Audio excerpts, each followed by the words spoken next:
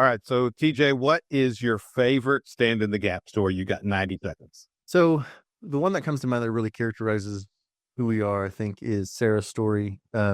Sarah was raised by her mom. Her mom was a thief and a drug addict. And so early on, her and her brother were taught how to steal from stores. Okay. Okay. And so they would go in, steal for their mom. Their mom would sell them.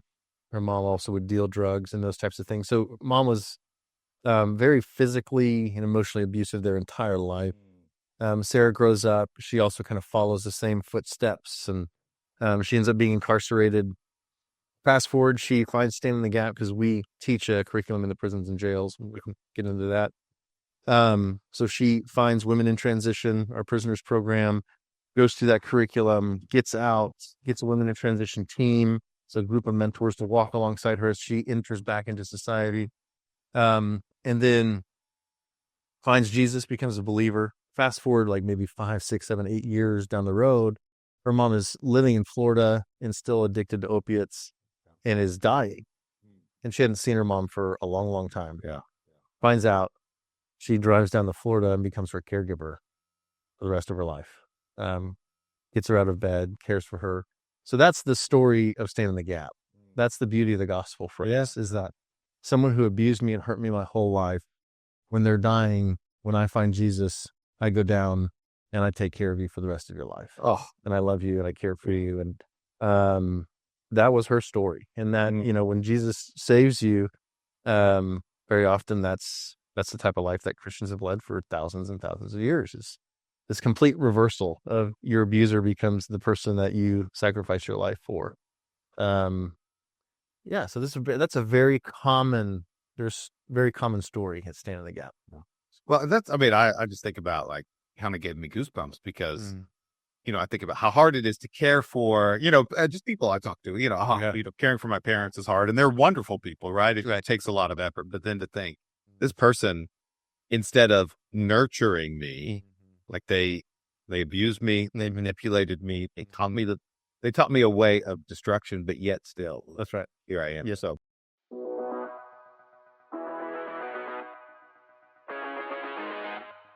So you've heard a little bit of TJ's story, but TJ and I go a lot of different directions, and he's going to talk about Stand in the Gap. Now, for those of you who are watching this, who are part of our Christ Church on Harvard community, we're especially excited to be partnering with Stand in the Gap. They're actually going to be officing with us for a short term until they find their permanent home. Until they've been our neighbors just a few blocks down the street, and they're going to be moving here just during the interim time to help them out. And so I just really love the ministry of Stand in the Gap.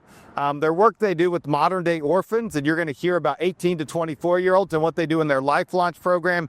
You're going to hear about their Women in Recovery ministry and how they help women, especially who are coming out of prison. We are the state that incarcerates the most women per capita in the nation. And then also their ministry with widows and how they're equipping local churches like ours to reach out to the widows in our community. And so you're going to love this conversation with TJ Warren.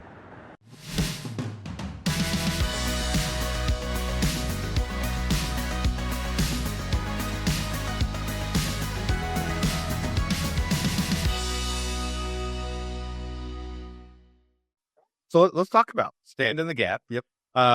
So kind of how did this get started? I know it's been around for a while. Yeah. So what kind of the origin stories? Yeah. The mythology is, it was started by a man named Buddy Stone 27 years ago. Buddy was a successful businessman in Tulsa, had a office supply company before all the big box guys showed up.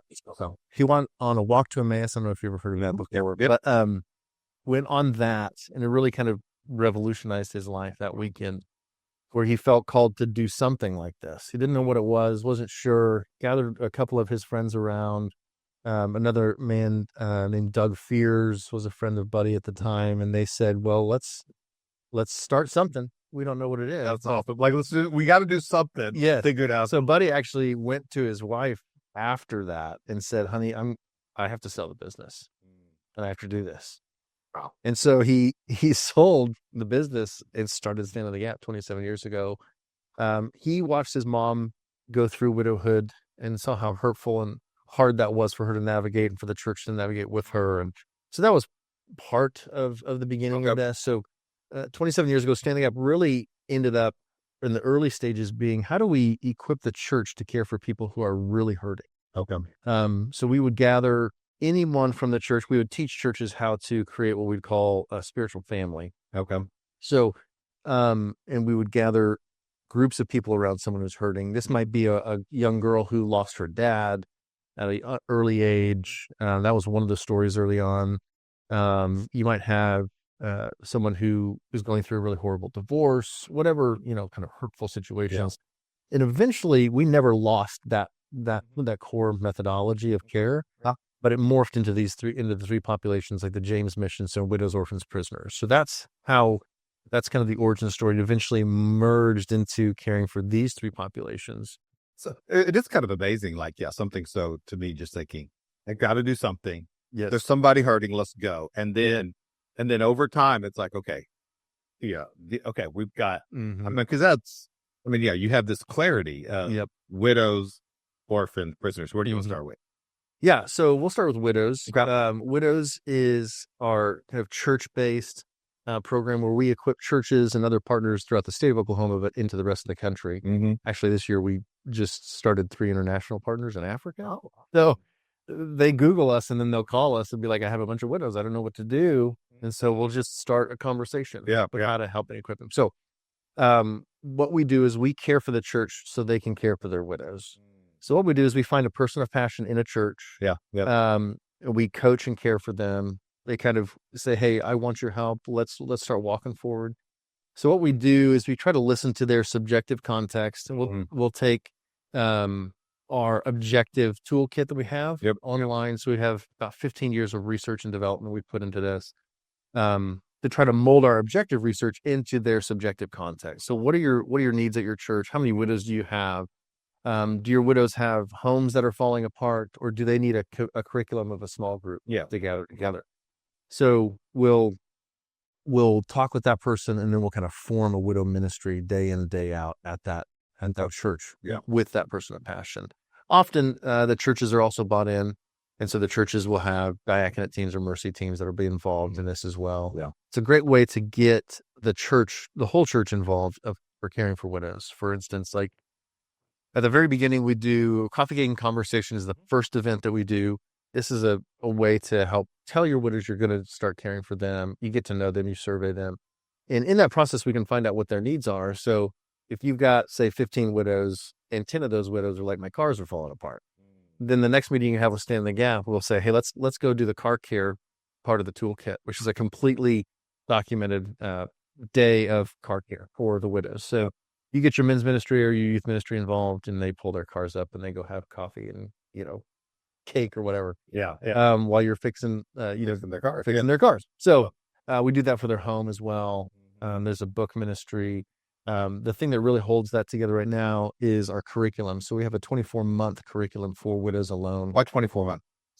It's just 2 years long. It just allows a longer period of time for all of our widows to come in, so that we don't have to keep creating new content. Yeah. But in 2026, we'll have a new add-on addition to that curriculum as well. So every 2 years we'll add to that curriculum. The neat thing about widows is we have, I think 55 churches in the state and beyond, and we survey them on a monthly basis. So we're learning what their needs are. Mm-hmm. And if something rises to like kind of the top, we'll start developing that for the community. Okay. And then we'll insert that into the toolkit. So about 2 years ago, we started hearing, hey, TJ, Amy is our director. We really need a curriculum to go through as widow groups together that doesn't exist. Can you make it? So everybody was asking for it. So we brought in a content developer, a curriculum writer who walked with Amy, who has been through widowhood. She's married now. Okay. But curriculum written by widows for widows. And so the majority of our churches are using that curriculum now. So it's really neat. So the things that we're excited about for that program are, it's kind of has a network effect. Mm-hmm. And so very soon, Stand the Gap might be in the next 2 to 3 years, the largest organization serving widows in the country. Wow. It grew by 356% last year. So we were serving 1,200 widows, then we went to 7,000. This year we're on track for 9 to 10,000. Okay. You know? Well, and I know, I mean, because you all came to our church, Christ Church on Harvard, back in the spring, I think April, May, or something like that, and we had a lady who she was a pastor's wife, and just, like, and this church had a heritage of widows ministry that hadn't been that hadn't been active in a while, but those DNA, those roots, that was all there, and so she was there, and she just felt person to pastor. And she was like, she had heard from God that, like, just because your husband passed away and you're no longer pastors and you no longer have that identity, I'm not done with it. Right. And so she just got this interest, and so we started in the fall, and it does, she was just so relieved because it seemed like, oh, I don't have to, most people don't know where to start. You don't have to make it up. You don't have to make it up. Yeah. No. Yeah. There are a few people who are like, they can see something that doesn't exist, right? We need those that kind of innovators out there. But there's a lot of people who are like, if you just give me something, I can care. And she cares and she loves. And so, we're just kind of in that beginning formative stages. We've had a couple of gatherings, and no, that's great. And so it's kind of, again, and it feels, I mean, Robin's very excited, and other people, and that need. I mean, one of the things that I remember, I don't remember the exact stat, and you might hopefully remember it. You're more likely to remember it than I do, but like, the number of widows, what is the stat of the number of widows who leave their local church after the loss of their spouse? Yeah, within 2 years, 50% of widows leave their church and never go back. I mean, which is, in a way, it makes sense, right? The church it was our place. Yep. And what do I do if nobody's putting their hand around my shoulder, or I'm holding their hand on their way to Sunday school? It's painful. Totally. Or their church didn't care for them in the way that they imagined, right? I mean, I would guess those are the major. Yeah. So to put it in a lighthearted way, widow ministry is like a junior high dance. We don't know what to do with our hands, right? So it's not that the church doesn't want to help. So what we've seen is that the church wants to help. There's not a single church we've ever talked to that's like, we don't need widows. Yeah. That's never happened, because it's like you said, the DNA, the legacy of the Christian church is the James mission, right? So we've really realized, it's like, I don't know what to say. I don't know how do I start the conversation? What do I do with my hands? It's like the widows are on that side of the room and everybody else is over here. Like, should we dance? So they want to dance, but they don't know how. And so Stand the Gap comes in and says, hey, we want to do our very best to enter into a partnership with the church and not be in the way of anything, because the purpose of the church is the preaching of God's word, the administration of the sacraments, the gathering of the body, the caring for the saints. And so we don't want to get in the way of the main purpose of the church. Obviously, mission is a main purpose too, but we want to kind of grab hands and say, this is what you say. Like, what do you do when you meet a widow for the first time? You ask what their husband's name was. You ask, when was his birthday? What was his favorite color? When was your guys' anniversary? How did you guys meet? Those are things that people would be freaked out to ask unless someone kind of coaches them on it, because they don't want to have a widow burst out in tears in front of them. Yeah. But that might be okay, right? Yeah. Because what we've realized is widows want to honor their husband. They want people to remember him like they remember them. Yeah. And so if we can kind of push through the awkwardness of starting how to dance, you can just ask simple questions. What his name was, what did he do for a living? And these are all things that I've learned, that we've learned along the way. And so, well, that was so okay. So just from a very practical standpoint, I mean, as a pastor, like, I've dealt with funerals and widows, and and but I still don't always know what to say. So so when you find out that somebody's a widow, whether it's been 1 month or 5 years, so some just practical questions. Are there other things to say or do, or what do we do with our hands? What do we do with our words? And what do we not do too? So some of those just basic, helpful kind of things. One thing that you don't want to do is being really careful to not equate something that's happened in your past that wasn't the loss of a spouse with the loss of a spouse. Okay. So some people do that out of compassion. They want to try to help this identify. That's actually super offensive. So if it's like, man, I lost a job, and so I know what that loss is like, no, don't do that. Just say, I'm so sorry. I couldn't imagine what that's like. Yep. And thank you for telling me. I'm sure that's horribly hard. So kind of allowing that person to have the hurt, rather than trying to artificially identify. Now, if you have lost a parent or something like that, once you get to know them, digging into those stories is okay. But right out the front, be careful. Yeah. Be sensitive to that. We also want to be sensitive to women who have been unjustly divorced or who have been hurt in their marriages as well. But you want to be careful not to equate those scenarios with the loss of a husband as well. Okay. Is something that we've seen can be kind of hurtful, or it can really turn a widow off, and you'll kind of lose maybe a little bit of connection there. So I think that's really helpful. It does. I really think, people don't know what to say. Mm-hmm. And then we say things that to me aren't helpful. Like, oh, well, I know God needed another angel, which is a terrible thing. Can't touch you, and it really comes from our own anxiety. I watched The West Wing. I don't know if you've watched The West Wing. Like, this is a different story, but when Zoe, who was President Bartlett's daughter, was kidnapped, people would call on the phone, and then she said, people call, and then I end up comforting them. Right. So they have another burden, so we can give them, another burden. And so, but I like that idea of just receiving it as a gift that they shared that. Like, thank you for telling me. I'm so sorry for your loss. Don't always know what to say. And then I'm here in the midst of it. That just feels, and again, I think even we can honor. I don't always know what to say. I don't know what to do. In that midst, but I'm here. That's just a great gift. And that presence, I think, oftentimes, I realize as a pastor doing funerals, people they do not remember what I said. And some clever things. And I'm really proud of myself sometimes, but what they will remember is that I was there. That's right. That's that I did the service. They don't remember a word I said. They remember I did the service, and that they felt supported, they felt loved. And so, there's a book by David Brooks. I'm trying to remember the name of it. It's like How to Listen. I really wish I could remember it, but he talked about don't be a topper.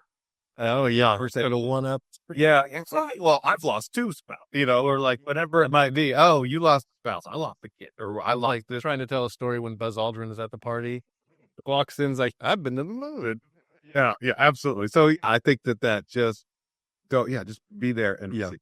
So, so that's really, and so if somebody's interested, just kind of a church is interested, or somebody's watching this, they just go to standinthegap.org. Standinthegap.org. Okay. And they can just find all that. You want to come out?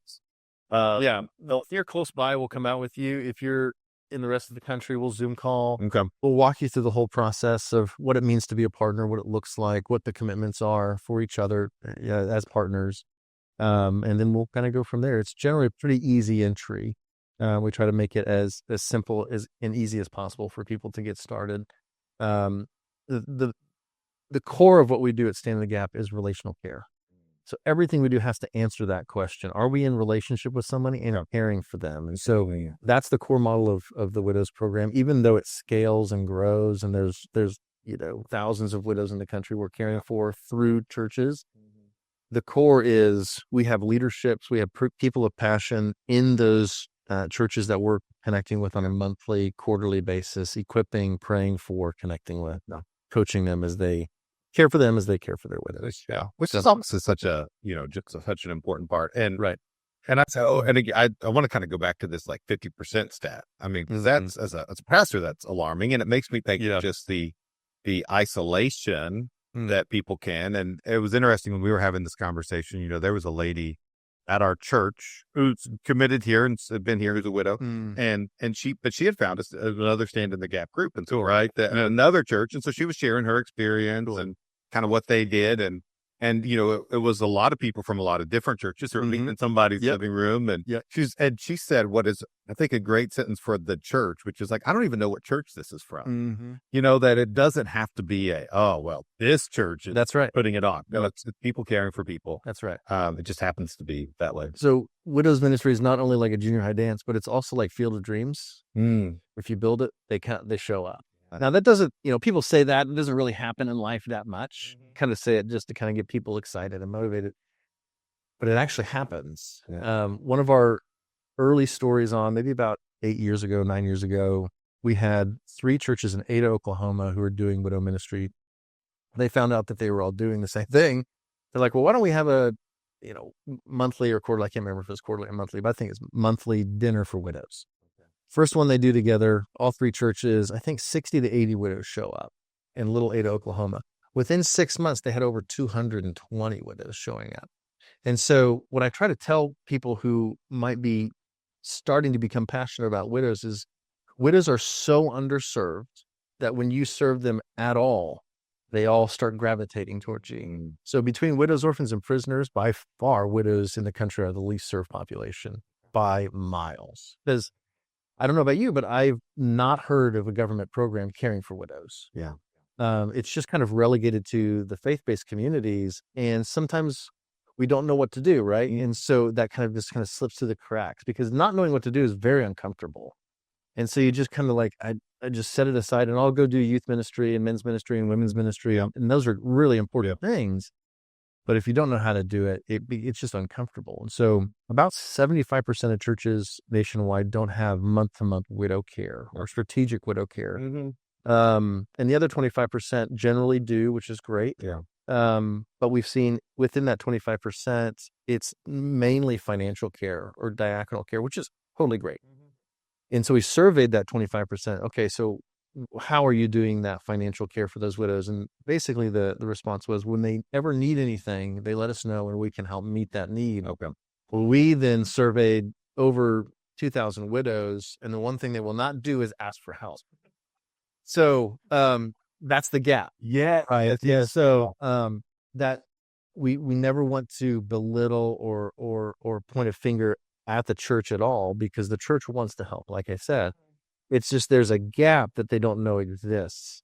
And we come in and say, hey guys, let us serve you. Let us be a servant of your church, and just coach you and teach you and equip you with the skills you need to do this. Yeah. Because I got my degree in theology and music, and I worked in the church for about 8 years before I found Stand in the Gap. And so I understand how the church world kind of works. And so as we've developed how we engage with churches, positioning yourself as a servant of the church is probably the best way to do it. Because churches are like, hey man, I'm doing my stuff for my community, my people. That's what we're called to. What we don't need is someone coming in and telling us what to do. Yeah. And we realized that early on, like, let us come in and listen to what you need and see if we can meet it. Yeah. Yeah. And that's kind of our whole methodology. So, yeah. And certainly, I mean, I'm going to say something that is pretty obvious. I just feel like it needs to be said, is like, these don't have to be Christian widows. right. I mean, it's not like you have to do a statement of faith. Okay, whether you believe in Jesus, or like if you're like, I mean, the mission of the church should be, and the mission of Stand in the Gap is, right? Like, if you're hurting, we're here to help. That's right. And so it's not about believing a certain thing. It's a fantastic evangelical tool to start serving your widows and then to proclaim that to your neighborhood around you. Yeah. It's very powerful. I mean, we've had 80-year-old women become believers and come to know Jesus in their 80s. And you don't necessarily hear that a lot, but we get to see that from time to time. And I just think about, I mean, because we're, here in Midtown Tulsa, just, I wonder how many widows live, within 2 miles of us, right? They bought the house 35 years ago, 50 years ago, shocked. And they just, and I always wonder, like, does it matter that, Christ Church is on Harvard and is half a block away to the people, right? Or Staying in the Gap, like, what does it matter that somebody's here and it's right there, but do they even know about it? So that's widows. That's widows. Okay. Let's go to prisoner. Okay. So what do y'all do? So our prisoners program is called Women in Transition. We've been running that program for about 16 years, I think. Okay. And what we do is, the core of that program is relationships. So women who are coming out of incarceration, they can apply for a team of mentors. Okay. So we recruit these teams of mentors from the Christian community specifically, because our call as an organization is to equip the church. Yep. So we recruit volunteers out of the Christian community here in the state of Oklahoma, and we put them on teams to walk with these women in a kind of proprietary methodology of care is what we call it. So how does the gospel and solid biblical theology integrate with science, the science of trauma, science of hope, and how do we mend those two together in a deep, transformative, kind of holistic is the word, holistic methodology of caring for someone in a relationship and helping them heal. Yeah. And so that's the core of it. If we rewind back, we teach a 16-week curriculum, transitional curriculum in the prisons and jails in the state. So we'll train anywhere from 1,300 to 1,800 women a year in the state with that transitional curriculum.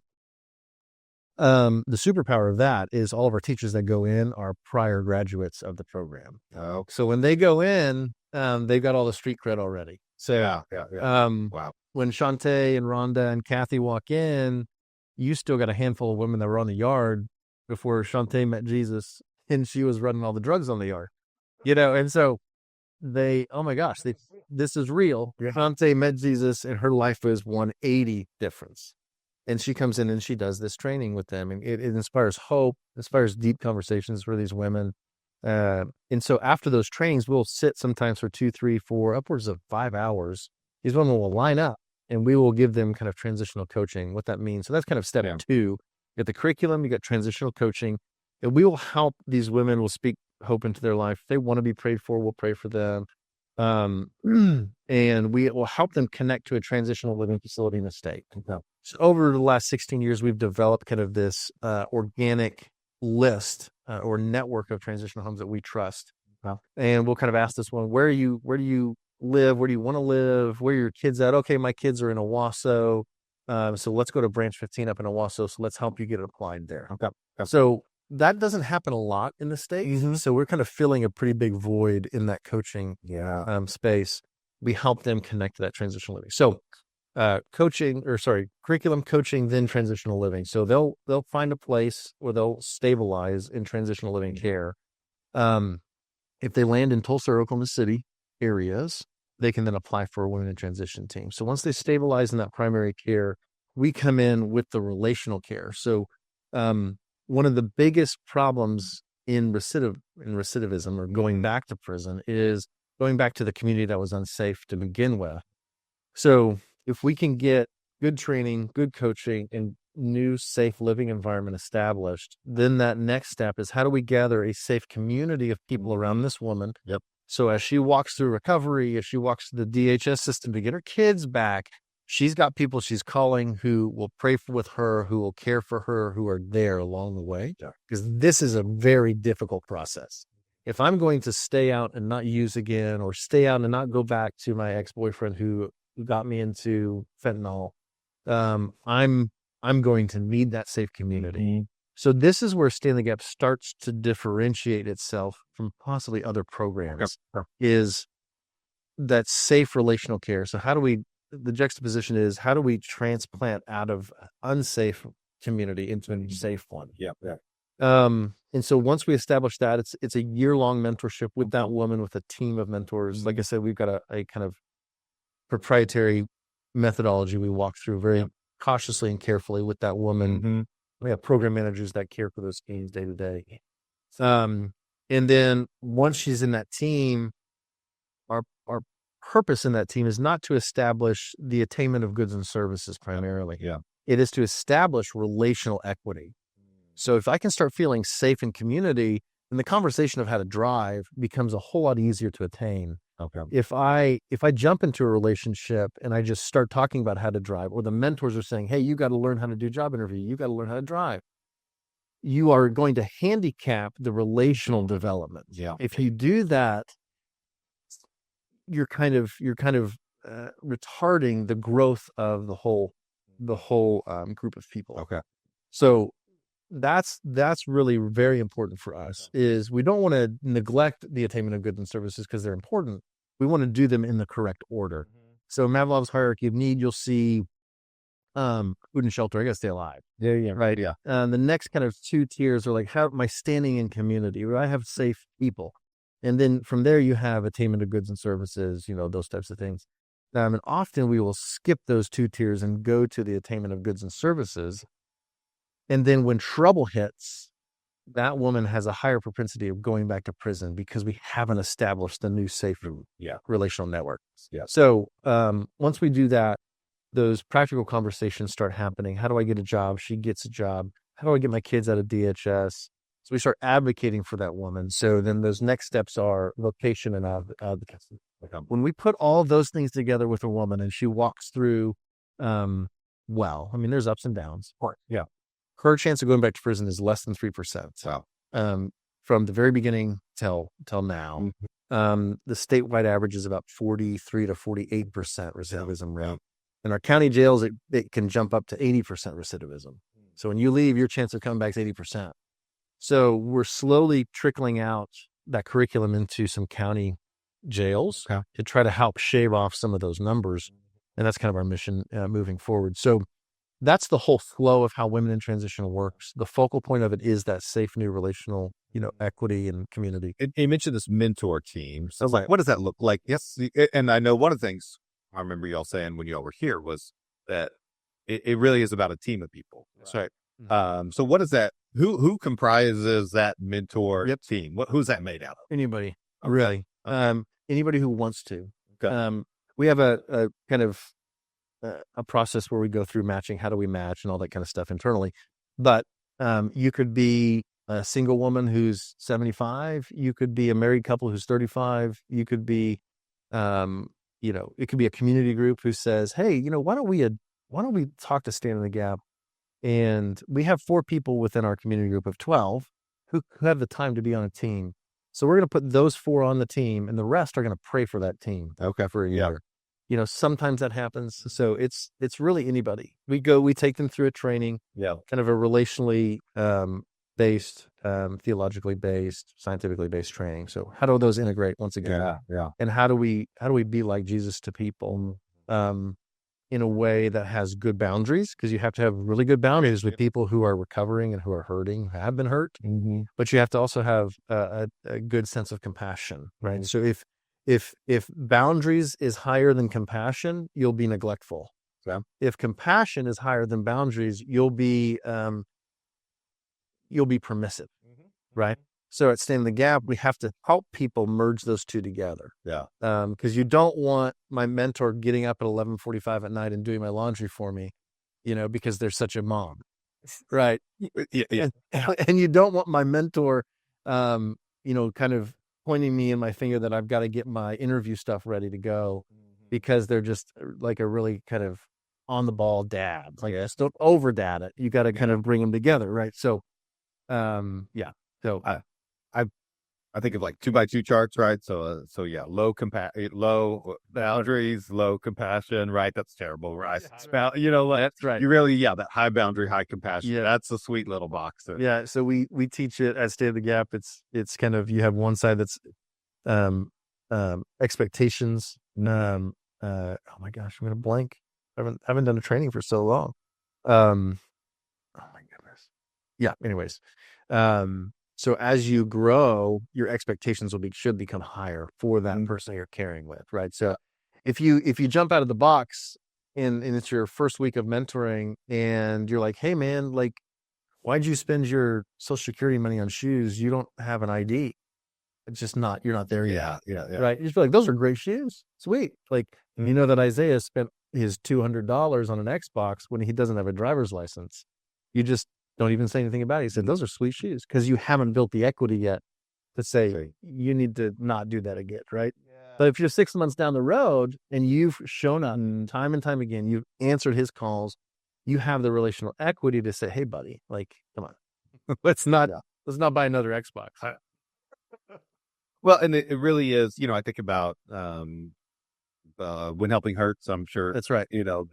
Poverty, I think it's that one, but poverty is really a poverty of relationships, right? That you don't have those people to go to, that who do I ask the question to? Who is safe? Who is, who can tell me the truth and I know they still love me? Right. And I think one of the things you all said was unpaid people in their life. Was that? Yeah. So yes. So another relational gap, when someone who's maybe institutionalized or who's in doesn't have safe adults in their life, they don't have safe unpaid adults. So if you go to the Tulsa Boys Home here in Tulsa, many of those boys don't have a connection with an adult that's not paid to be there. Now, to be clear, we never want to reduce how important it is for those people who are paid to be there. Yeah.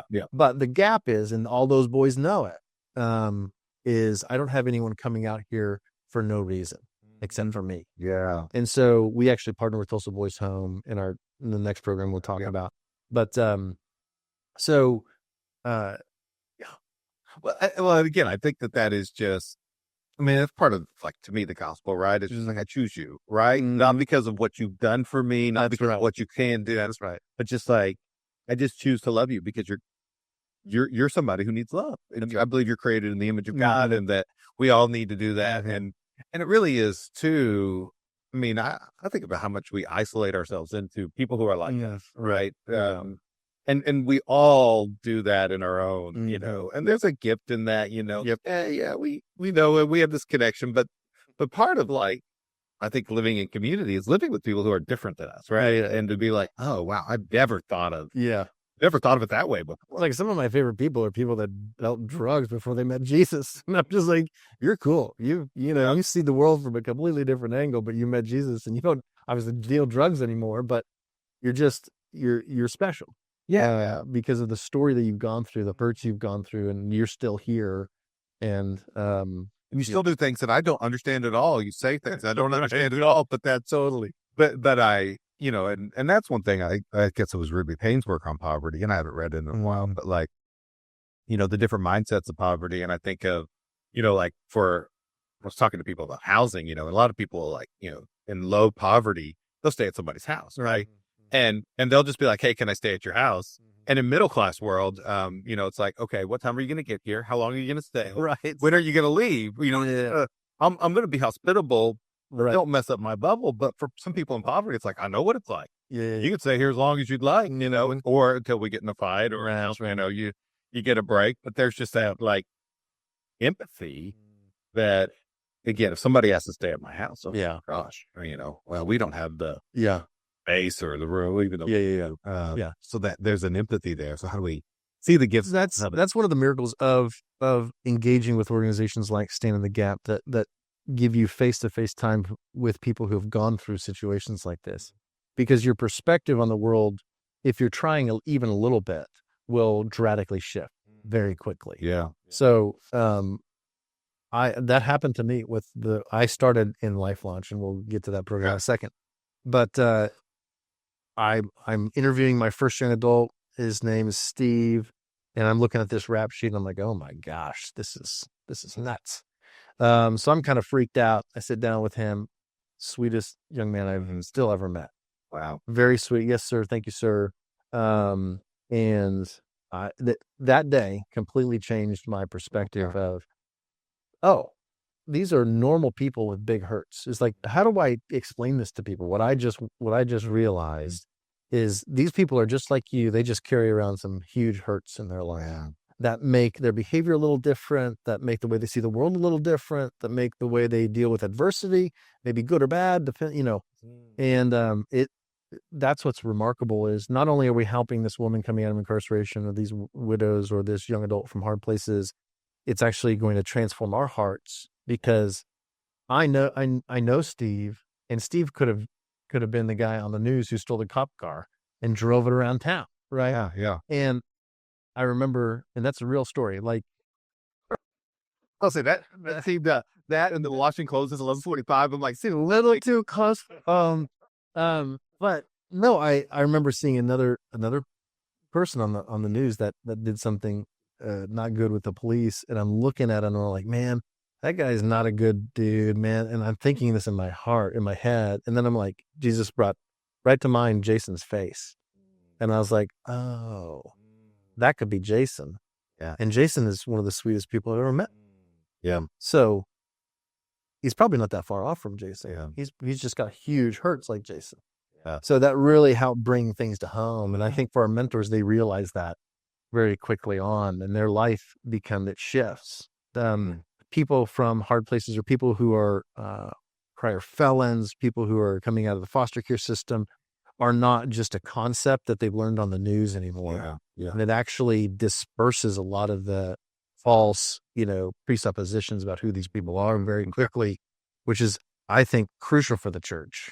Yeah. Because, or else we're just going to be strung around the nose by whatever narrative we might see about who these people are, right? Mhm. The kind of the typical statement of the other, right? Yeah. So Yeah. so It makes me cool runnings back in the day. It's like the Jamaica bobsled team. I remember a quote. We're different, and people are always afraid of what's different. that's right. And That's totally true. and it really is. And that's one thing too. Is like I imagine probably for some of these, like with the women, in prison, like what do these people know? What like because their perceptions of Mhm. that church group that can't that came in, or that it's like Yes. you think you are. Yeah. And so you do have to build that relational capital. Yep. I mean, that makes a ton of sense. So if somebody goes for that, the women in transition. So so you got education, you got sort of that transitional help to get them, and then you've got that mentorship last a year, and that's kind of That's right. That's where the people show up in that mentorship. And the reason we do groups is most of our people were hurt by one person where nobody else was. So in the trauma research, if you want to establish relational care and you put a woman coming out of incarceration who's maybe physically abused with one mentor, it's going to, once again, really slow down the relational development because she doesn't feel safe. She might even be able to tell you that she doesn't feel safe, but she will be reserved much longer than if you even had two mentors. So that's one reason. That's kind of the trauma-informed reason we have teams. Yeah. It creates what's called felt safety. And if someone from trauma can start feeling safe, they start biologically regulating, and then they start relationally connecting. Okay. And another reason we do teams is it creates accountability between the mentors, mentees. And then the third thing would be it accentuates the relational standing in the community. So if Sarah is on a team and she needs to find a job and things are going well 3-4 months in, and this team has established kind of some trust together, and those mentors they start to become willing to open their community up to Sarah.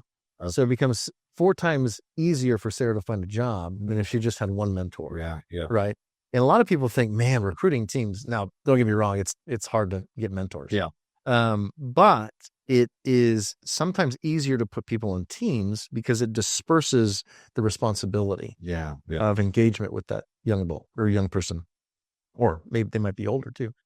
So those are kind of the 3 main reasons. Is now I've got a social network. I got 4 people's social network. So, one of my mentors knows the manager at Starbucks, so I can go interview just like that. So it's really multifaceted reason we do group mentorship. Well, and again, without thinking about it beforehand, it just makes a lot of sense and backed up. And I like this concept of felt safety. Like I've always said, I was thinking during COVID, pastoring a church and just a terrible time, just trying to figure out stuff. I thought maybe you need a team for pastoring that church. There we go. Well, I really wasn't found for my own growth and development. When I became part of a cohort group of other, it's like, I was a part of a cohort a few years ago, and like, hey, we had a leader, but we also had our community. And sometimes what the leader said was great. Yeah. But what I needed was that conversation afterwards, right? Yep. And I needed that extra stuff. And I think, and just to be able to feel like I'm not the only one, right? And so that idea of being safe, that's what I said. That's what I told my team during COVID. It's like people need to be safe and they need to feel safe. And those are not the same thing. That's right. Because of course during COVID, like, there would be some people who are like, you and me in this room this close, door closed, I feel completely safe, right? Yeah. Other people, they would not have felt safe. No, not at all. Hide standing 17 feet away from something. It's just like, oh, okay, now what is actually safe and how do we feel safe? And I think for people, I remember hearing, hungry kids can't learn, right? And that's right. Safe people can't grow. Yeah, people don't feel safe. Unsafe people have a hard time growing because they're just busy surviving. So, all right, so that's women in transition. Yep. Let's talk about kind of orphan care. Yep. So our modern day orphans program is called Life Launch. So we serve 16 to 24-year-olds. Excuse me. And that's the most kind of geographically focused. So we run that just in Tulsa. Yep. We have 2 staff members that run that. And when I say modern day orphans, we've kind of expanded or maybe morphed the definition of what we qualify as an orphan at Stand in the Gap. And so what that definition really is someone who has very few, if any, safe, unpaid adult connections, relationships. So this would be someone like at Phoenix Rising Alternative School in North Tulsa who has a grandmother that loves them, grandma's primary caregiver, but she has 2 or 3 jobs. right? And she's has to be working, 80 hours a week to keep the lights on. And this young adult just goes to school and her safe place is Phoenix Rising, right? Yeah. Yep. But outside in the community, the only people she has on her phone are people her age, right? So often when I may have done this when I came to the church and was talking, but I'll have people raise their phone up and say, how many people in your phone are paid to be around you? And I'll make a joke like, well, maybe you're State Farm guy, the lawyer, or whatever. Yeah. But our young adults often, if the adults that are in their phone are paid to be around them. So this might be, okay, a math teacher's really engaged with this young adult. So they've kind of said, hey, here's my number. If things go really bad, call us. So that's a modern day orphan for us. And there's two types of young adults in that category. So you have your traditional orphan who might have mom and dad are in prison and I'm in DHS custody. So these are boys at Tulsa Boys Home that are 13 to 17 and a half, and they're at a facility not housed with any family. That was our original population. Okay. Then we started seeing that there was a population that dwarfed the traditional population in the state. So every year about 200 to 240 people age out of foster care. Okay. And so we started seeing that we have what we call community young adults. And these are the ones that I just kind of described. Live with grandma, go to school, don't have much of any relational equity with adults. So we started asking ourselves if we should engage with that population. So we have started doing that over the last maybe 6 years. No. We've grafted in community young adults. And so what that has allowed us to do is partner with places like Phoenix Rising Alternative School in North Tulsa. Street School is also an alternative school. Tulsa Boys Home. Those are our three best referral partners in the city. And we're starting to really hone in over the last maybe 18 months on those three and really ask ourselves, how can we have an outsized impact at these facilities through the relational care that we have? So we'll put a young adult on teams of 2 to 4 mentors. For a young adult, we do female and males, and they'll walk for a year. So just like Women in Transitions year-long mentorship, the model looks exactly the same. So the requirement we have with both in those mentorship models is 3 to 8 hours of face-to-face time a month. So you're out in the community as a team, interacting, going hiking at Turkey Mountain, going to the gathering place, whatever that might be. So we're trying to do things to cultivate that relational connection. Throughout the week, you're texting, phone calling, emailing, having a group chat as a team, developing just the funny day-to-day little stuff. The things that a lot of us would do with your friends. That's right. You share the things that don't matter the most with the people you love the most. Yeah. Right? So it's like if you're walking through Target and you're like, I've been waiting for these shoes. And you tell your brother you've been talking to him about. I tell my mentors the same thing. If you have some little thing in your life that probably nobody cares about but you, take a picture of it and send it to your team. Yeah. Because what that is communicating is I care about you enough to share the mundane ridiculousness in my life. Yeah. And that builds relational equity with young people and our women in transition very quickly. But it makes a lot of sense to be like, and I thought of you. I wanted to, I wanted you to experience this with me because we're in this together. I learned this when there's another facility we used to partner with called Walker Hall. It's a mental health association facility for young adults who are previously homeless. And I learned this concept from Joshua. And Joshua had family all over the state, but no one wanted him. No one wanted to help him. And so he lived at Walker Hall. I think he was 18 or 19. And just didn't really have many life skills at all. So didn't really know how to shower and take care of himself. Wow. And so we started real slow with Joshua, and his team was so engaged with him and so gracious with him that when they would go on vacation, they would send him pictures of where they were at, what they were doing. And I've had a lot of conversations with vacations with mentors, because our young adults are generally poorer. Yep. They don't get to have these types of experiences. So people who do feel kind of bad to share them. And what I've seen is the majority of the time, it's actually excellent to share. Because I remember walking into Walker Hall, and I'll never forget it. Joshua walks up to me, he goes, "Jesus, let me show you my mentors. They're at the beach right now."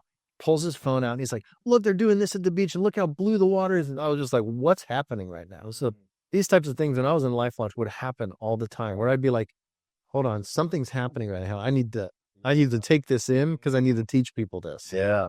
And so I'm just listening to him, watching him smile. And he was going through this like he was on vacation himself. And it really transformed my understanding of how to tell mentors how to share their life with their mentees, because you might have a mentor who drives a Lexus and lives in $1 million house, and they are very self-conscious of understanding that Joshua, gets paid $7 an hour. Yeah. Yeah. And so there's this economic gap. And so how do we fill that? Well, you fill it by entering in together and sharing what you don't think you should share, because you're inviting them into your life. Yeah. And it actually does the opposite of what you think it's going to That's do. interesting. Very, very neat. So 3 to 8 hours a month, you're walking with that mentee, you're out in the community together. And then our program managers walk really hand in hand with you. Okay. A lot of mentorship is, hey, we did a training, we match you, and we'll talk to you in 3 months, 6 months, whatever. You know what you need to do. Yeah. And those types of mentorships don't have a very high success rate. Okay. And so early on, we realized we've got to be really intentional and in tune with what's going on with our teams, because every team is going to have up and downs. Yeah. Yeah. And so our program manager, Jake, he's excellent, walks really hand in hand with those teams. We will launch about 20 to 25 teams a year in the city. And we're actually just about to launch Life Launch 2.0, which basically means we'll still do the original model of mentoring, but we're going to engage in some of these facilities in a more meaningful way. So some of our staff are going to be in the facility, meeting young adults that aren't even on teams, encouraging them, coaching them, shooting baskets with them. So we're looking forward to that, because that'll allow us to have kind of a secondary pool of young adults that we are doing meaningful care for. And it will naturally help those mentees flow into better teams because we know them better. And we're also going to have secondary volunteer opportunities in those facilities. So it is very difficult to recruit people to do 1-year mentorships. I was say that. I was thinking And it's a big commitment. Yeah. Yeah. And so we're trying to find the 10% of people in those churches that are doing the 90% of the work already. Mm-hmm. And Jesus always supplies what we need, but it's a grind. Yeah. So one of our strategies now is, how can we help those folks that don't have that time still engage? And then maybe down the line, they meet John, and John's coming up for his Life Launch team to start. And it's like, well, of course I want to be on John's Life Launch team. Yeah. Yeah. So if we can establish longer relational connection before they even get on a team, those teams will be healthier. The success rates will go up. So, for instance, at Phoenix Rising, I think we've talked to Christ Church even about, we're starting to create ideas for Phoenix, like maybe a church hosts a meal once a quarter over lunch, and they just make this really fun meal and, engage with the young adults and that kind of stuff. And then they're gone. Yeah. But you do that regularly, and you start meeting those young adults, and then you start asking Jake, like, hey, are you going to put a team around Sarah? Because I'd love to be on Sarah's team. I don't know why I'm using the name Sarah all day, but yeah. But I do think, one, I like to say people will eat at the plate that's in front of them. that's right. Right. And most of the time, I hate trying food, so I'm a terrible example of this, but it's just like, I'm just going to try just the smallest little bit. Yep. Okay. So bad. Now they're also weirdos. I say weirdos. I mean, like in a good way of like, I'm just I'm in, that's I caught it, and this is it. We love the weirdos. Yeah. Yeah. But there's a lot of us who are just like, Yeah. okay, a little hesitant. Okay. And as we start stuff here at the church and other things, like, okay, it's the fifth ass. It's like, That's right. yeah. Okay, God, I get it now. Or Right. wasn't, or just basic advertising, right? Like they have to hear it 6 times before it becomes real. Yep. And and that's one of the things I wondered is, how do you vet volunteers? Yeah. Like, because if you're putting around adults, around vulnerable people, whether it be a woman in prison, or whether it be, again, that's one of the natures of all of these categories, is they're That's right. extremely vulnerable population. That's right. Could be easily manipulated.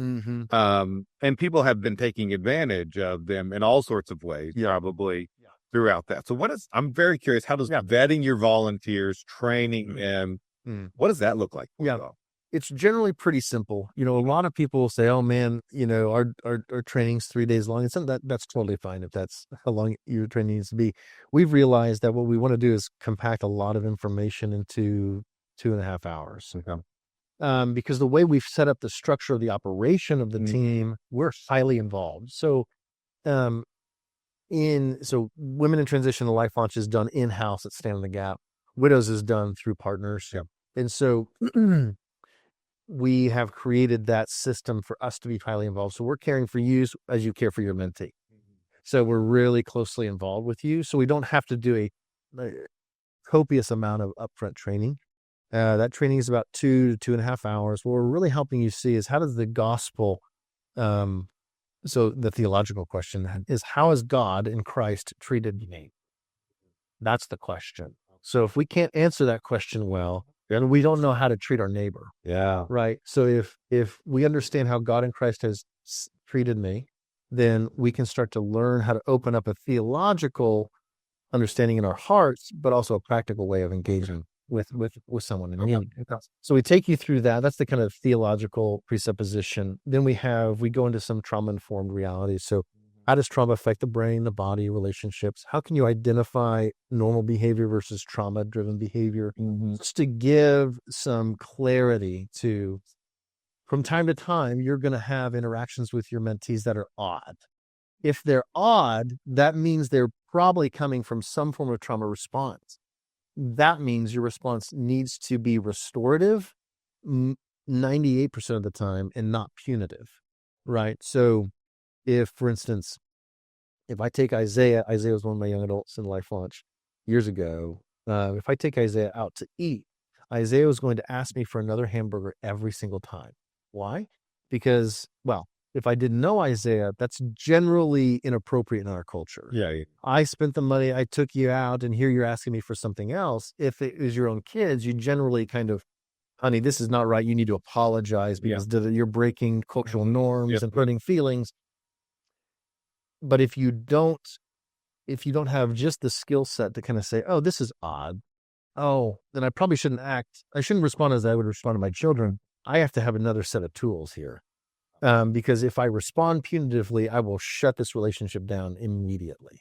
Because this young adult's always been responded to punitively their entire life. Okay. Wow. So how do we teach people just some basic skills? So, for instance, when Isaiah is asking me, can I have another hamburger? What I don't say is, buddy, you're taking advantage of me. You need to apologize. I say, hey, buddy, I can't buy you another hamburger because Anna and I got to stay on a budget this month. But that doesn't mean I don't care for you. Do you believe me? Now, I know that's a lot to say, but if we break it down, what we're trying to do, and this would be a church term, and I love church terms. So what we're trying to do with our mentees is liturgize their hearts. Okay. So if you go back to St. Augustine, Paul, and Jesus never says, I'm concerned with what you think. Well, he's concerned with it, but he doesn't say, I'm here to engage what you think or what you believe, as much as I'm here for your heart. Yeah. Jesus is concerned about what you love.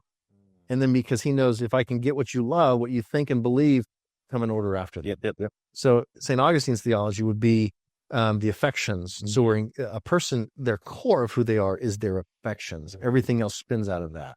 So at Stand in the Gap, the fun thing we've been able to do is, how do we take this kind of existential theology of the affections and mold it into an operative, practical care model? Yeah. And so that's been really fun to do. Is the only way to do that. I don't know if you ever read a book by James K. Smith, but he talks about this Augustinian theology about liturgy is the thing that forms the affection. So habit and practice form the affections. And I started realizing, and I'm getting off track a little bit here, but I'll try to circle it back.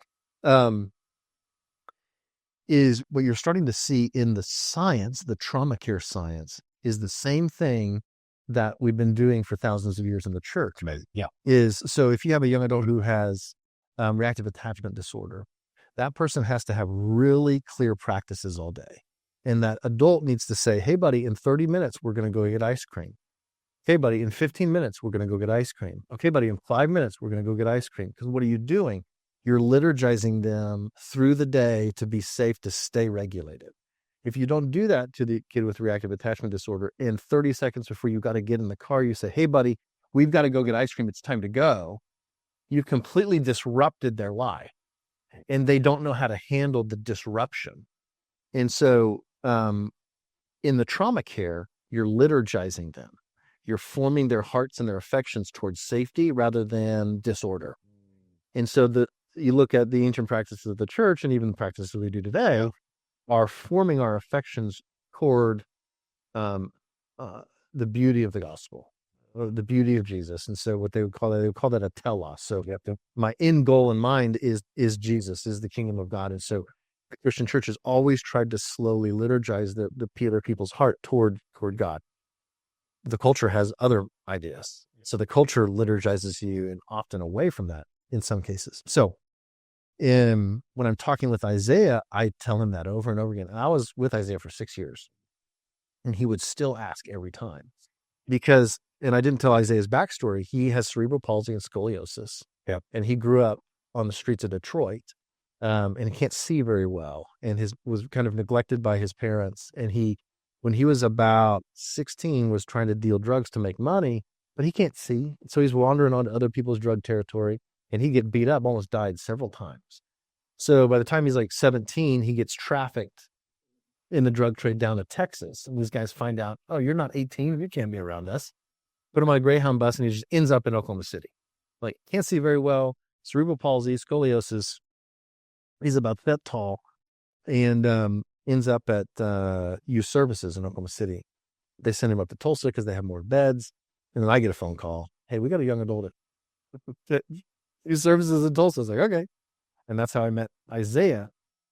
The trauma that he went through so embedded itself in his heart that he could never trust that he was going to have a meal, even though he knew he was going to go to Walker Hall and they have cabinets full of food. Like I've seen the cabinets, Isaiah. They're there. But Isaiah would ask every time, because his heart had been liturgized by the trauma to not believe that I'm going to have food. So his future orientation, we call it, is broken. And so what I realized, what he taught me is you can undo some of this but you have to undo it with more beautiful liturgies, more beautiful practices. And so I mean, and it's like, we got to a point, it was just hilarious that he would say, hey, TJ, can you just like, give me this or that? And after and I was like, buddy, Ann and I got to stand a budget. I know you got, but and you guys care for me, and I know, blah, blah. And so he would repeat it back to me. We would laugh about it. Yeah. But 2 weeks later, he'd do the same thing.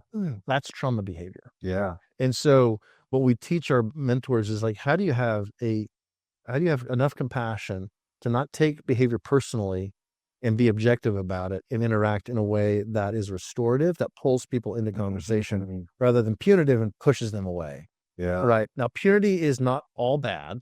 Yeah. Yeah. But if purity is the general way in which we interact with people in our lives, we're in big trouble. Because the gospel is punitive. Yeah. But the deep majority of it is this call, this invitation into restoration. And like, you will get punity if you don't, fall on Jesus. Yeah. But Jesus takes the punity for us, right? And so it's almost like, I've never even thought about this before. It's like, it's almost like we can be like Jesus in a way of taking maybe the punity that's deserved, and coming out of us is actually restorative. Like, maybe you deserve to kind of be scolded, but I'm not going to do that. Yeah. I'm going to not take this personally, and I'm going to try to pull you in. Because when you do that with young people and women in transition, they've been screamed at their whole life. And the first time an adult doesn't scream at them when they hurt that adult is it often a massive changing point in their life. Wow. And I've seen that with many mentees. I've seen that with many mentors, because I've got these, I was interviewing boys at Tulsa Boys Home. They would just be like, at the end of every interview, I'd always tell them like, hey, I wanted them to start making a difference between what was going on if they get a team.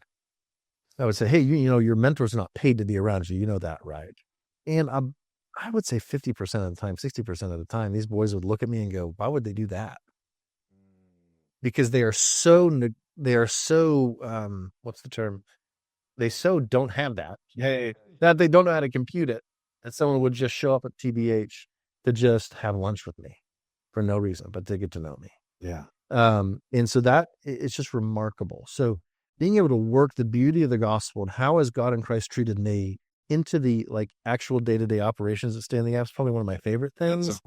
Because I've, I got a degree at John Brown University. I'm like, I worked in the church and now I'm not doing this anymore. What am I going to do? And Jesus has been so kind to allow me to use that in Stand in the Gap and bringing the beauty of how God in Christ has treated his people.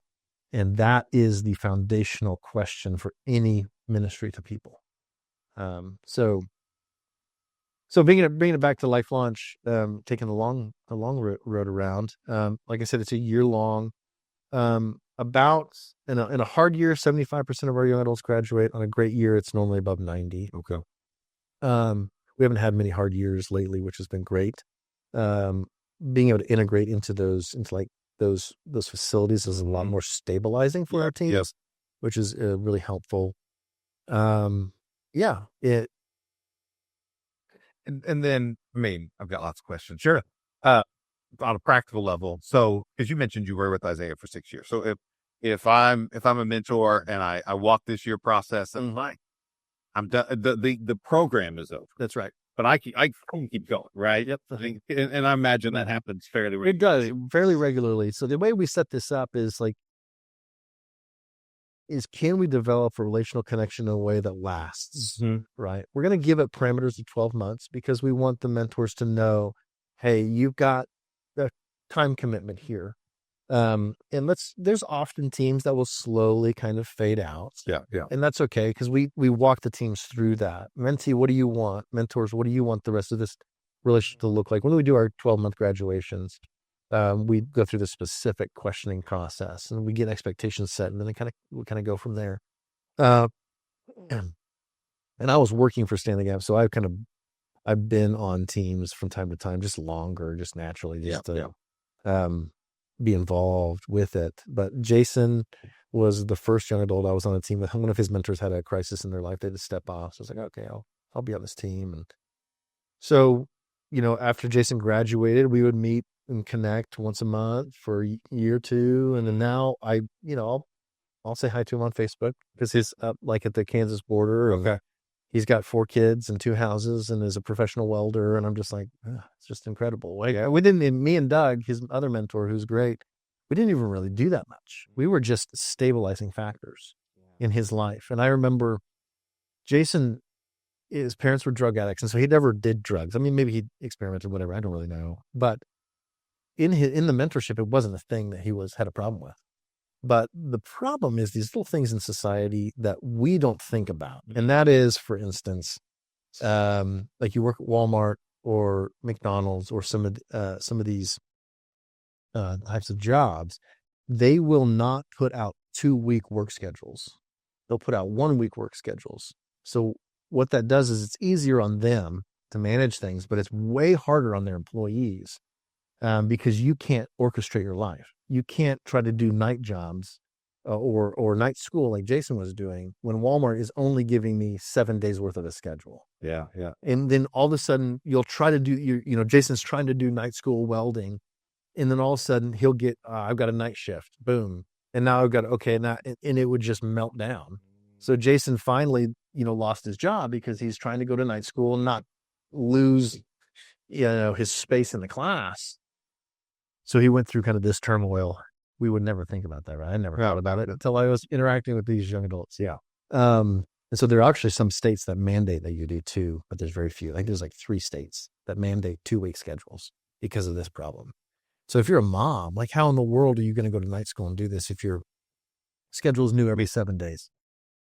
I mean, it's a different thing, but there's a slave-ish aspect, right? That you are, that you are not able to have autonomy. Yeah. Because I have to have a job. This is the place where I work. Mm-hmm. Finding another job is a nightmare, Yeah.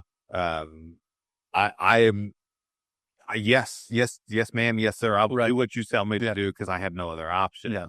And then, so having somebody there what are the other options, right? Yeah. What are the things you can think about, that kind of stuff? So Jason gets in this really tough spot. He's got, some things to pay for, and a friend says, "Hey, I need you to take this across town." And Jason's like, "I'm not doing that. No, I'm not doing that." So after a couple of days, that $600 to take that across town starts to look really good when I'm getting desperate. So Jason's like, "All right," takes it. Has no hubcaps on his car, by the way. So he gets profiled and pulled over. And then he gets his car searched. They find this. Stop lying. Yeah. They find this, and they take all of his welding tools. He had like $1,000 that he had just gotten paid from one of his welding jobs. They took that. They took the car. They took everything. And then, he almost went to prison. And in Life Launch, we don't expect you to fix this problem. We kind of coach you. If anything ever happens like this, which is very rare, you're just there. Yeah. You're there as support. And so Jason's like, "How am I going to pay for these legal fees?" I'm like, "I don't know, man. I don't have the money for it, but let's think about it." So we'll call this person. I have a friend. Da, da, da. Well, there's the network effect, right? Here's someone you can trust. You could call, and they can maybe help. That's what happened. They helped, and that person still charged him, but he still paid it off. He paid it off. And I remember at a coffee house in Cherry, I'll never forget. I was pretty disappointed, but I wasn't like showing that. Yeah. I was like, and this is where I learned to use plurals as much as possible when you're dealing with people in these scenarios. What I mean by that is, instead of saying, "Hey, Jason, what are you going to do?" which isolates him in that one word, I said, "Hey, buddy, what are we going to do?" Because that means I'm on your team. Yeah. I'm not mad enough at you to isolate you out with my word. No, most people won't think of that, and that's fine. But it's a really tiny little skill to use and say, what are we going to do? So if you have a 6-year-old who's having a meltdown and you're trying to get through the line at Target and they want the chocolate, but they're losing it, it's really helpful sometimes to say, "Buddy, what's our problem here?" Because it really is your problem. Yeah. You're the parent and they're screaming, right? Oh, yeah. And I found myself bouncing back and forth between this based on how upset I am, right? Of course. It's like, "What is your deal?" And I realized, no, TJ, like, remember, what is our deal? Because you're the dad, your dad. It is your problem too. Whatever your kid's problem is, it's yours. And so it creates a closeness. Anyways, so I look at Jason and I say, "What's our problem here? What are we going to do?" And he just looks at me and says, "Thanks for not leaving." I'll never forget that my entire life. He looked at me straight in the eye and he said, "Thanks for not leaving." Yeah. She just almost started crying right in front of him. But I was just like, "Oh, that's why I'm here." Mm-hmm. And it's like, it got rid of all the kind of frustration I had. And I was like, "Oh, this is the clarity. Okay. I'm supposed to not leave." Awesome. As a mentor, sometimes we feel like we got to fix all these problems. That's a dangerous place to be. We just need to not leave.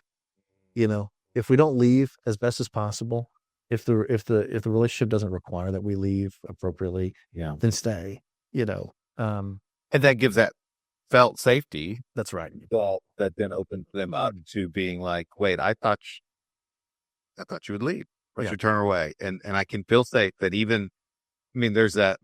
Again, there are times where it's appropriate, it's right to leave. But I think it's just that unconditional, like, "Would you still love me if?" Right. Yeah, right. If I traffic meth across town, you can still love me.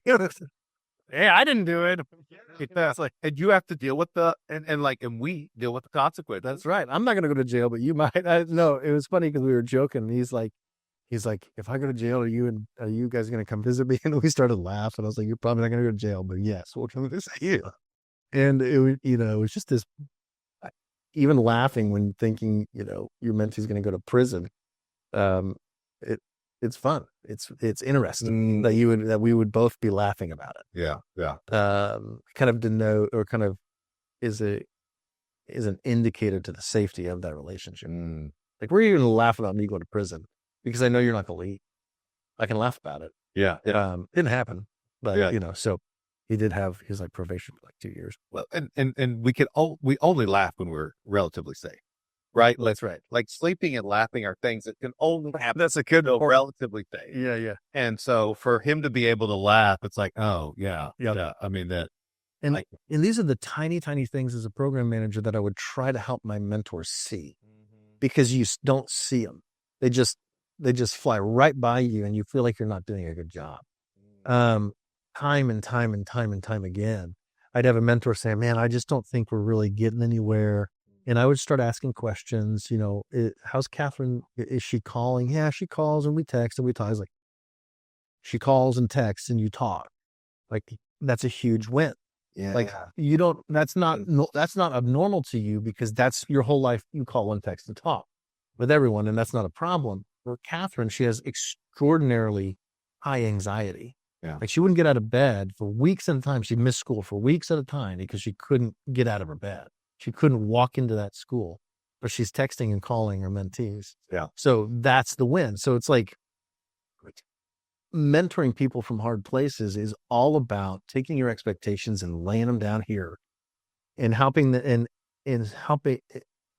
but forming those expectations the moment you meet that mentee. Is now the expectations start to form. Let me get rid of all this, how this is going to make me feel. I'm going to help somebody. It's going to be great. And You're going to go through the downs and you're going to go through the ups. So let's just start creating those expectations the moment you meet this person, rather than bringing this imputed or imparted, kind of expectations on this person because they're not going to meet them right away. Yeah. We don't do that. We do that to any other relationship, and it'll go poorly. When you first meet you start dating your spouse, you generally are kind of setting those expectations aside and you're getting to know this person. Oh, I'm getting to know them. And wow, now I expect this. And then we do this together. Like you're building this thing together. Yeah. And then you start forming kind of what those expectations are. It's like, hey, I'm calling and I'm texting, but you're not calling and texting back after, 6 months. That's an infraction. Yeah. Like, that's an infraction on the expectations you've built. So anyways, it's all these interesting interpersonal dynamics and that we love to kind of get into at Stand in the Gap. Well, and I would imagine anytime right now I'm a part of a group here at the church and there's kind of 6 guys younger, me and this other guy are the mentors and there's these 6 guys and but anytime, it's just like anytime I open myself up, yes, there may be a level of knowledge or experience or whatever that I might have. But again, there's a level of knowledge and experience and expertise that they have. Right. And it's just so fun because I'm like, I'd never thought of it that way. Or, excuse me. Yeah, such a beautiful thing for them to be able to do. But again, you said some great things. I'm going to go back to this idea of like this. The stories we tell ourselves, because Kirk Thompson, I've read some of his stuff. I don't know if you're familiar with his work on shame and other such stuff, but he says, shame is the story we tell ourselves, and that we have to relearn to tell that story. Yeah. Talking about going with that. I was just reading a book by James Bryan Smith, The Good and Beautiful God. And, he's like so much of it's our stories we tell ourselves, right? That the narratives, are they true or are they false? Right. And if a story I tell myself, nobody cares about me. No, is that everybody is one wrong decision away from leaving me. Then I'm going to live that way. It becomes like an inverse correlation. You know, the idea of when you look at your watch, you're like, oh my gosh, it's 11:10 again. Yeah. And you think every time I look at my watch, it's 11:10. Actually, you don't. You just remember when you see 11:10. And it becomes this inverse correlation that you think every time I look at my watch, it's 11:10. Yeah. And because I have these narratives in my own life that I've even been working through recently is like, I believe this thing about myself. How much of me believing this false narrative actually manifests itself in my life? And it scares the crap out of me. Absolutely. Yeah. Yeah. And it's like, oh, this is not good because when you're believing those narratives, you're searching for them. Yeah. And so you find them better than every other good narrative that's happening. And it just becomes like, oh, I knew it. That's another failure. I'm a failure. I'm a failure. Yeah. And I was thinking about that the other day. I was like, this is really bad. This is so bad. Because it's like you're honing yourself in to search for when that narrative happens, or so you think. And then you start saying, that's my whole narrative. And I totally agree with you. So as I think about it from just a spiritual development and just a development perspective, people like, how do I view God, or I view myself, and then how do I live into this liturgy, the story that needs to be repeated? Because I've been believing a story for 20 years that I'm not going to have another meal, Yeah. you know, Yeah. then it's going to take a good solid, Take a long time. a long time to be like, I don't have to worry about my next meal. I know that even if I don't get another hamburger, I'm going to be able to do that. All right. I've got, so personally, I'm curious. Yeah. So how did you get into just this, I'm going to say caring sort of ministry and this caring way of being? Yeah. What was kind of, and I guess in a lot of the world called a ministry, but like what does that look like? How do you, where's your kind of like, this is what I want to do with my life. This is where I want to be. You know, I've never, even growing up, was never like, I want to do that when I grow up. Okay. I was just kind of like, whatever comes, that's fine. Okay. And so I had this girl in high school that I really liked a lot. She was going to play volleyball at John Brown University. And so I followed her down there to kind of look at what JBU was like. And she didn't stay there, but I was like, oh, well, this is cool. So I was like, I don't know, what degree should I do? I mean, I like music, I like people. And so I went and talked to the theology and music department there. And I was like, yeah, sure, I'll do that. And I just did it. It's just, you're giving some parents hope right now because they're like, their kids are like, I really don't know what to do. Part of that, my personality, I hate, and part of it, I really like. Okay. And so it's like, it's kind of this, back and forth with me. But that was just God's leading and God's goodness. I do love people. I love music. And so I did that in the church for 6 to 8 years, leading music, directing people and caring for people that way, helping with volunteers. But part of the Presbyterian Church in America here, and that's really one of the reasons we moved down. If we go all the way back to your talking point about community and safety, is I grew up in like a non-denominational Bible church setting where every other non-denominational church was like your enemy. Like, why didn't you show up on Sunday? Where'd you go? Where'd you go? And it's like, whoa, I was on vacation for you. Yeah, you should not be church for. I was like, golly.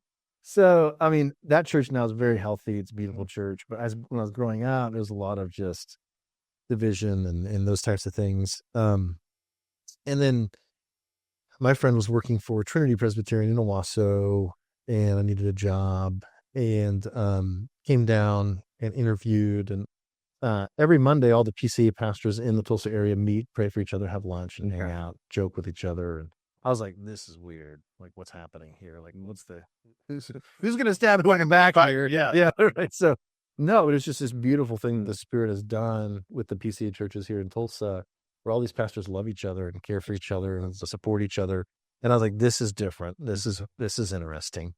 So the safety of that was very attractive to me. So Anna and I moved right down here after we got married, and I started working at Trinity. And I didn't feel called to go get a master's degree. I'm not a great learner. I love theology and that kind of stuff. But I got like D's and C's in my music classes because I'm terrible at math, and music is math. Okay. And I got A's and B's in my theology and philosophy classes, which I loved. So I was just like, man, I can't go to school anymore. So having a kind of a longer term career in the PCA, it's probably a good idea to go get a master's degree. And it just wasn't what Jesus' calling was for me. And so kind of moved on from there. We're still members of Trinity, love Trinity, and found Stand the Gap 8 years ago. So started working as a Life Launch program manager in the Life Launch program. And it was just like a brave new world. Like, I'd never seen anything like this. I'd interacted with young adults a lot. I had, I don't know if you ever heard of an organization called Student Life. It's not the college campus Student Life. It's Christian camps like in the Southeast. Yeah. Did that with hundreds of young adults every week, would, care for them and walk with them. So I really loved interacting with young people. So it really fit well. Okay. Didn't know the world of trauma or much of that. And just started learning and realizing, man, this is wild. Yeah. And the integration of the gospel and trauma and care for human beings, and just really fascinating things that really started to form in me. And I just found myself in a position that I feel God has created me for. It's bizarre. So I'm never like, I'm going to do that. And Jesus, by his goodness, just led me here. And I have the privilege of, after 8 years, I'm the executive director, and I've kind of moved through the whole organization. So I know everything about it. That's cool. And that's just been a really beautiful thing that Jesus has allowed me to do. And so I really feel called to this. I feel called to the fact of what is the intersection of how we care for people. And that's not just kind of conceptually the gospel, Yeah. but actually the gospel. And so that's been a really interesting journey, and one that I've really found that's very exciting for me personally, but is actually really taking root at Stand in the Gap. And so we're not building anything new at Stand in the Gap. We're actually just giving words to what's always the Spirit's always created there. It's really neat to see that as we've brought these new concepts, and how does God in Christ treat me, and how does that work? And it's actually, we're just putting words to how Jesus seems to have formed this whole organization 27 years ago. Yeah. And so it's really neat because we're able to talk about ourselves better. We're able to talk about ourselves in a way that I hope is more biblical, more glorifying to Jesus, rather than, just saying, oh, we do this type of care and we're good at it, and we've created all these systems and processes to be good at it. That's all fine and great, but this is Jesus's ministry. There was 2 books that have had, three books that have really transformed my life. One was by a man named James Torrance. So James Torrance is a Scottish Presbyterian minister. He's gone now, but he wrote a book called Worship Community and the Triune God of Grace. Very Presbyterian title. It's like, this is old. Can we make this title? But that was really beautiful for me. As I was doing worship ministry at JBU, I remember one day I was just like up in chapel, and I'm in the back. I was just like angry, because everybody's raising their hands. Everybody's engaged with something here in worship, and I can't get in. I can't engage with it. I'm angry and and I just frankly just mad. And I was just really upset. Like, oh, what, I'm supposed to do all this stuff to engage with God? This is ridiculous. I don't know how to do this. It's not working. I'm not feeling it. And like the next week in my one of my theology classes, we started reading this book. We generally have the understanding that worship is maybe praise and glory that we give to God, or some form of definition like that, which is not necessarily untrue at all. Definitely part of that. But his definition of worship is also a Presbyterian definition, so bear with me. Worship is our participation by the Spirit in what Jesus is doing before the Father. Our participation by the Spirit in what Jesus is doing before the Father. And that revolutionized my understanding, because what it meant was, if worship is participatory, then it's already going on. Right? You can't participate in a party that hasn't been started. And so worship for all of existence is happening, because it's who God is. So if we go back to some of the early church fathers, they have this word called perichoresis. So perichoresis means this perfect dance. As they were trying to unpack the theology of the Trinity, they are saying Father, Son, and Spirit is in this perichoresis, this perichoretical motion or movement, which is fully supportive, fully leading at the same time. And the worship of the church is a drawing up into the perichoresis of the Trinity. What I realize is worship is not what I do. Fundamentally, the starting point is not something that I bring to God. It's something that he brings to me and pulls me into. So I don't have to create this situation in which I enter into something because I did it right. It's worship is just like the gospel, that God gave it to you as a free gift. And your whole life in sanctification is also a gift of becoming more like the Spirit, because you're living in Jesus's life. And that freed me up and really blessed my heart to realize that I don't have to, even when I don't feel like worshiping, I can still worship. Because I'm not the one fundamentally causing it to happen. I'm actually receiving it as a gift. So then you look at Stand in the Gap that way, and this, if even work is worship, then work is also participatory then. So we have generally two decisions. We can either do our ministry or we can do Jesus's ministry.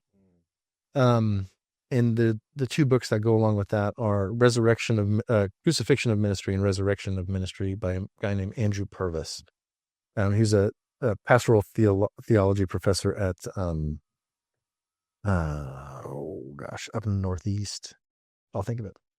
And his idea is the only true reigning active ministry is the ministry of the Lord Jesus by the power of the Holy Spirit.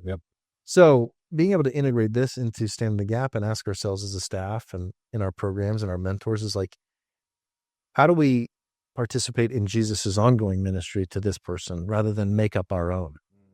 And so anyways, there's a lot there, but Well, I haven't read those books, but I've heard that's one of those things. Like, okay, this is like the third or fourth on that crucifixion ministry. I came across it, and I was like, you're right. That sounds interesting. Then I heard it again, so it's like, okay, that's probably going to be on my list now. it's a great book. And I do think that, and again, it goes to this narrative idea, right? That what is the fundamental thing? And I'm going to, I know you don't.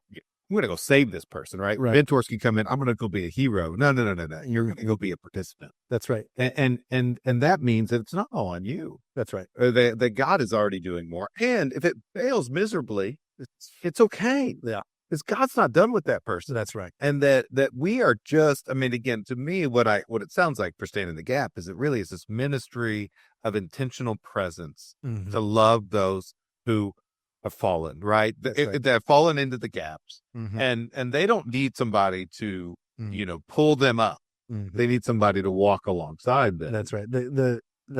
You nailed it. I mean, the picture that I give with some of our modern day orphans is sometimes our society, well, let's say there's an orphan, he's in the middle of a desert and he's face down in the sand. And the desert is the relational desert. Like he's destitute. He has no relationships. And sometimes we'll come and we'll set a stack of cash on his back.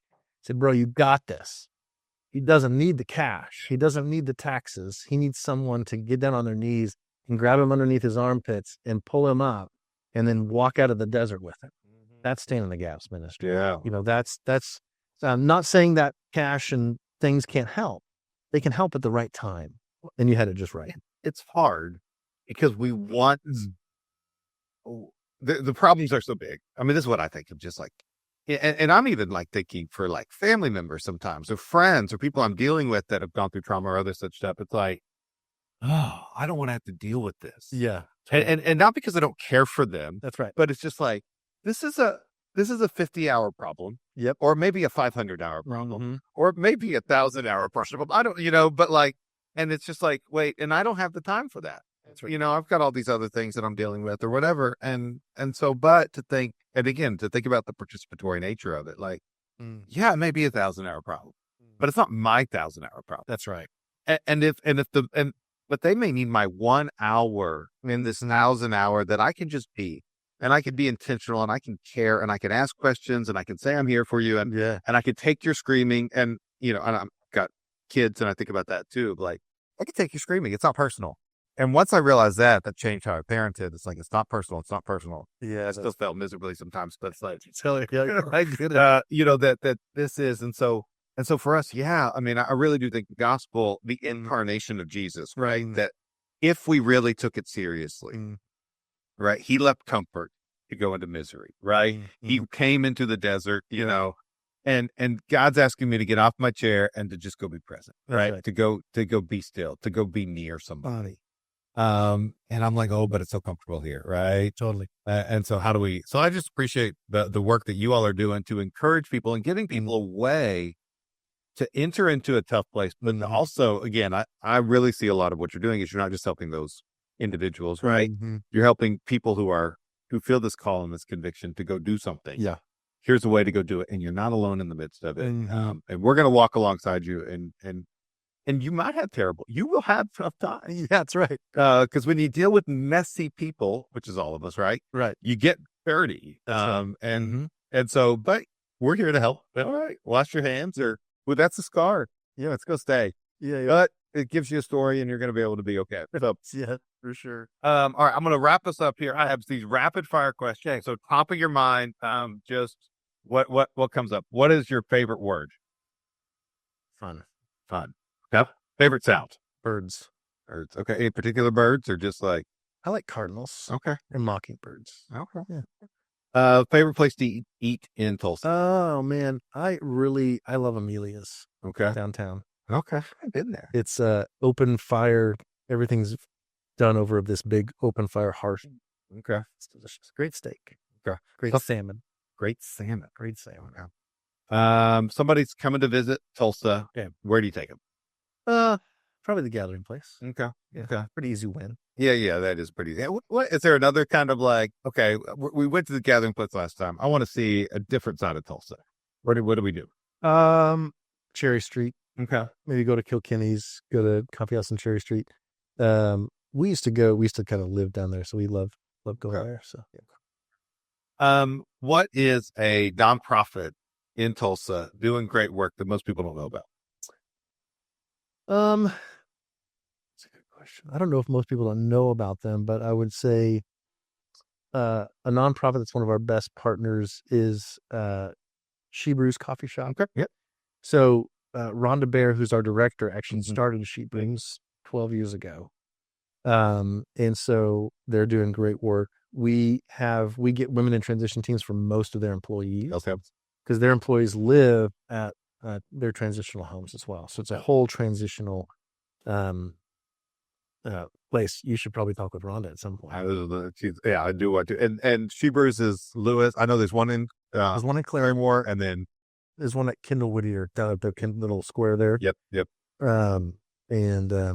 Yeah, I think they're doing one. They might be putting one downtown. I don't know. We'll see. What's the most unusual thing in your house? Sure. Goodness. Well, the most unusual thing in my house. Yeah, that's a great question. I don't know. We have a sauna. Okay. It's relatively unusual. That is unusual. We love saunas. My wife Anna and I. We have a infrared sauna. A sauna, and you use it regularly. We do. Yeah. Well, we're moved out of the house right now, so we have mold. So but we use it. We use it all the time. Okay. I got a good deal from my sister, so I'll buy that from you. And she's like, fine. Okay. Yeah. So, wow, sauna. Very, very good. All right, let's see what is what book or podcast other than the ones you've mentioned do I need to listen from? Where you learn? I learned a lot from Henry Nouwen. Okay. I love Henry Nouwen. And pretty much anything he's written. He's got a book. Man, it's in my bag. I didn't bring my bag.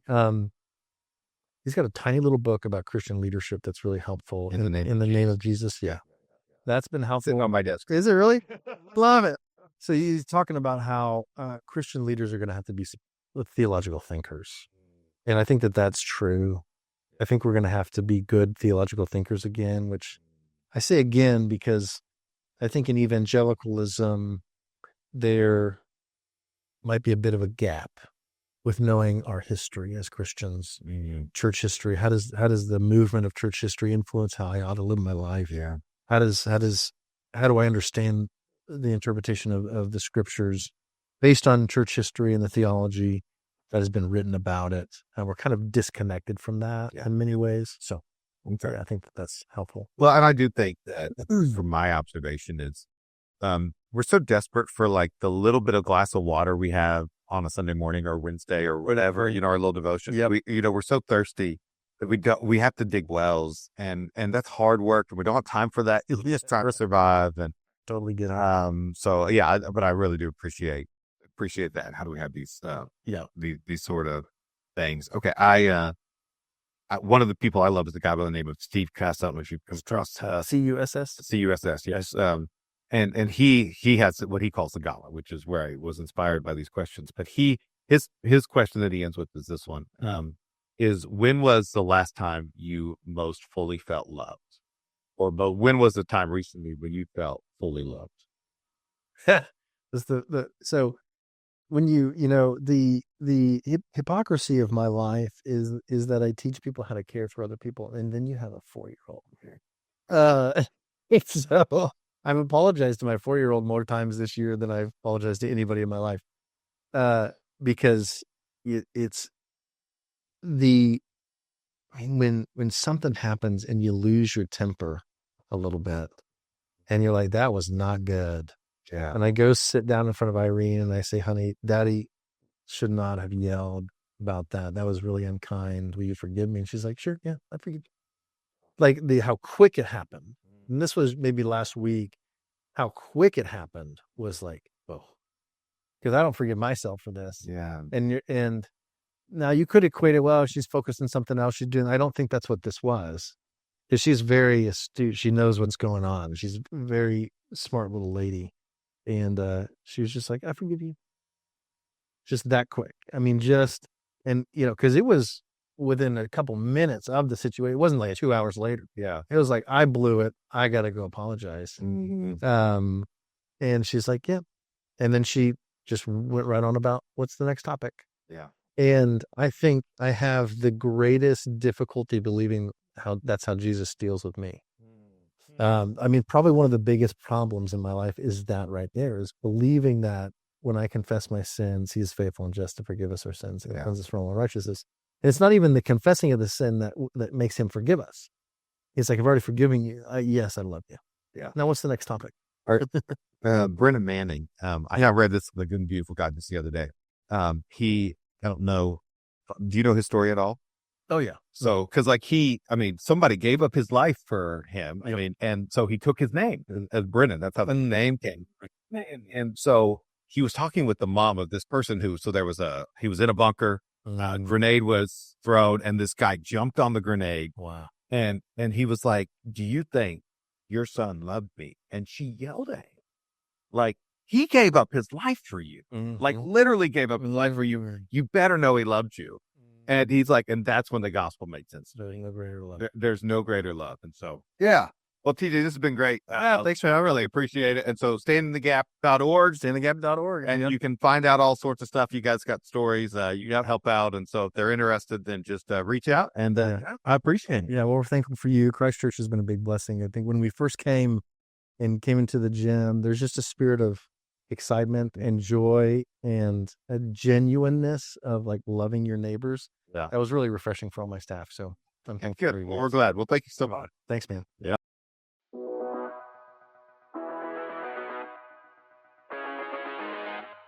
TJ is great. Stand in the Gap is great. I'm so thankful that we got to hear more of their story and we get to partner with them in the time to come. I'd love for you to be able to find out more about Stand in the Gap, so check them out online as well. This actually wraps up our kind of pilot season of the Tulsa Neighbor Podcast. So thank you so much for being somebody who said, I'm willing to give it a try.